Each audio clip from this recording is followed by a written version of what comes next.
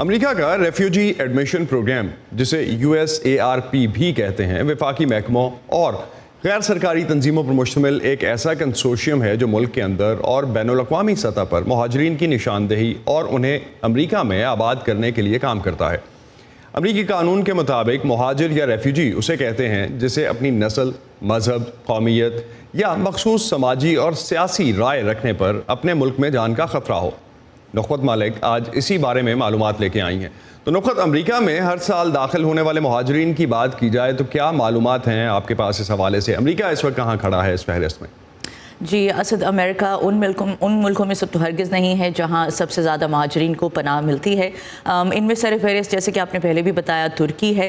امریکہ میں ہر مالی سال کے آغاز پہ صدر جو ہے امریکہ کا، وہ مہاجرین کے داخلے کی تعداد کی ایک حد مقرر کرتا ہے جسے ریفیوجی سیلنگ بھی کہتے ہیں۔ 2017 میں امریکہ نے پوری دنیا کے مقابلے میں سب سے کم مہاجرین کو پناہ دی تھی، اور 2020 میں صدر ٹرمپ نے ملک میں داخل ہونے والے مہاجرین کی تعداد کی حد محض 18,000 کر دی تھی۔ اسی دوران سیکیورٹی اسکریننگ کے عمل اور جانچ پڑتال کے طریقہ کار میں بھی تبدیلی کی گئی تھی۔ تاہم صدر جو بائیڈن نے اپنے انتخابی وعدے کو پورا کرتے ہوئے اس سیلنگ میں اضافہ کیا ہے۔ وہ چاہتے ہیں کہ ان کی صدارت کے پہلے 2 سال میں 1,25,000 مہاجرین امریکہ میں آباد ہو جائیں۔ اس لیے اس سال ریفیوجی سیلنگ کو تبدیل کرتے ہوئے صدر بائیڈن نے کل تعداد کا نصف یعنی 62,500 مقرر کیا ہے۔ اسد؟ تو نخبت، امریکہ میں مہاجرین کی آبادکاری کا عمل ہے کیا؟ ہوتا کیسے ہے؟ یہ پورا پروسیس ہے کیا؟ اس حوالے سے اگر آپ کچھ بتا سکیں۔ جی، امریکہ کے ریفیوجی پروگرام کی اگر بات کی جائے تو اس کے تحت ری سیٹلمنٹ سپورٹ سینٹرز ہیں جو امریکہ اور اس سے باہر دنیا کے کئی ملکوں میں قائم ہیں، جہاں لوگوں کی جانچ پڑتال کا عمل شروع کیا جاتا ہے تاکہ اس بات کا تعین کیا جا سکے کہ انہیں پناہ گزین کا درجہ دیا جانا چاہیے یا نہیں۔ جانچ پڑتال کے عمل کے دوران پناہ کی درخواست دینے والا انٹرویو سے گزرتا ہے، جس میں ان سے پوچھا جاتا ہے کہ انہیں اپنے ملک میں کس قسم کا خطرہ ہے اور کیوں۔